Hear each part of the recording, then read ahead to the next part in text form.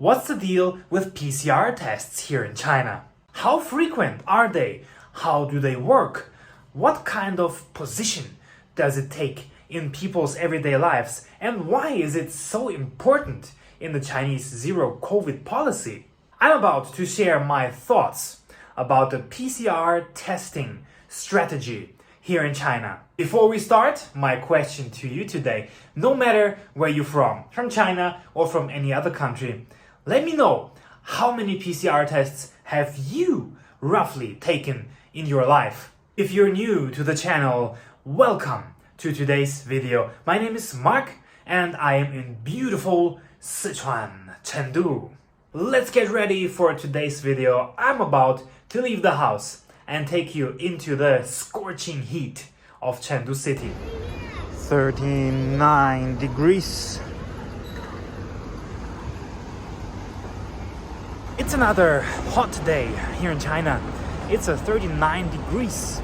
It's in the afternoon right now, and it actually does feel a little bit hotter than that. I mean, 39 is already quite a lot, but I mean, it feels like 40 or even 42 degrees because it's also quite humid here in Chengdu.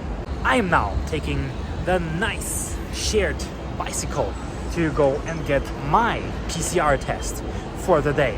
Not just because for today's video, but because we actually have to do them basically every day. Just arrived at the testing station. Not many people there. Good for me. It's gonna be a fast one. So, just finished. That took less than a minute. That is actually quite convenient.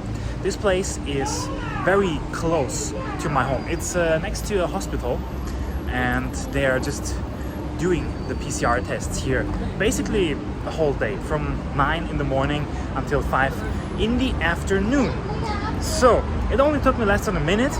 And how do the PCR tests actually work here in China? So basically I arrived, I had my health code scanned, and I had to pay the PCR test. It was 3.50 today. Depending on the situation, sometimes it's free. So 3.50, that's like 50 US dollar cents, which is insanely cheap. Now, from what I have heard back home in Germany and mostly every other country in the world, people are not even doing PCR testing anymore.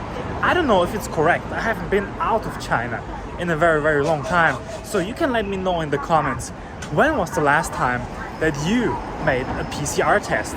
So after you get your code scanned, you pay the fees, you get your swab taken, and within 6 to 10 hours, I would say, the result will appear in your health code program. So everything basically works online. You don't have to get any certificate or anything. It's cheap, it's convenient, and it's quite fast. Now, the reason why I went to get the PCR test right now is because I simply want to go to the gym. Still, right now, even though the recent outbreak here in Chengdu has been brought under control, it's quiet now, everything is open, but still, anywhere you go, basically, if you want to enter, you have to show a 48-hour negative test result. So it's actually extremely annoying to plan ahead what time you can make your tests, so the results will be out on time, so you won't have any problems to enter anywhere, to go to work or to go to gym, etc. So basically, right now, most people here in China, or at least in the bigger cities, just do the test daily. I would even say that thing has already turned into a kind of ritual for the people. Like before going to the supermarket, before or after work, everybody just gets their daily COVID test, just to be on the safe side. Afternoon time here in Chengdu city. I mean, if you get one every once in a while, I think that's actually enough. That's safe enough. But no, you need it for every 48 hours. Now, what is actually the point of all these PCR tests? PCR tests are seen as a very vital and important tool for China's zero COVID policy. PCR tests are seen as the best tool to timely detect COVID cases and to prevent infections from spreading too quickly. Now, if you've watched my recent videos, by now you would actually know that China is establishing a very, very strict anti-COVID policy. But this PCR thing is actually on a whole other level.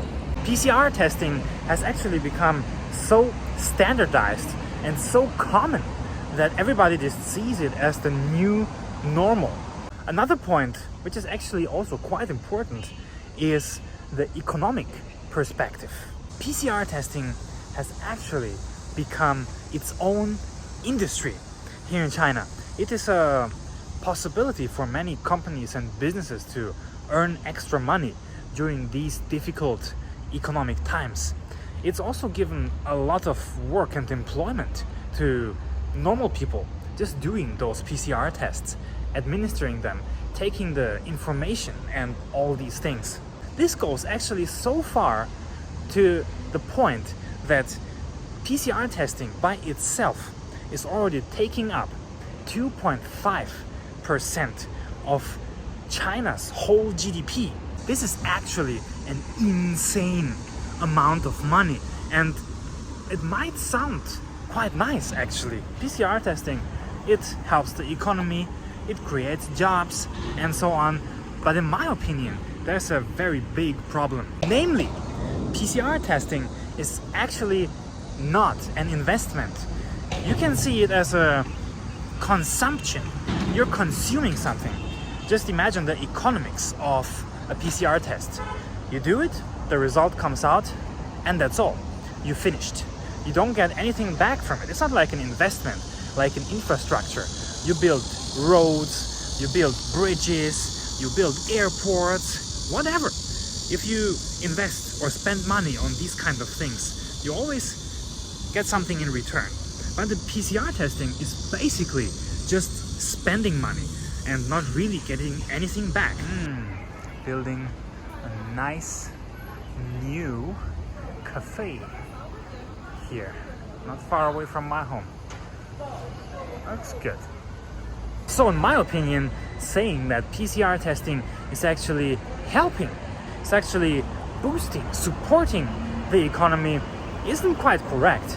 But as I said, I am not an expert. Maybe they have a different approach here. But anyways, I want to know, what is your opinion? What are your thoughts on that? Do you think daily PCR tests make sense? Does it make the whole thing, does it make the whole situation safer? Can it be a useful tool to boost the economy? Let me know in the comments below. Now it's time to wrap up today's video. Go back home, eat my second lunch, and I'm gonna have to go to the gym later too with my fresh new PCR test. If you enjoyed today's video, as always, leave a like, subscribe to my channel if you want to see more interesting stories from China, but also the rest of the world. Thank you for watching, and see y'all in the next video.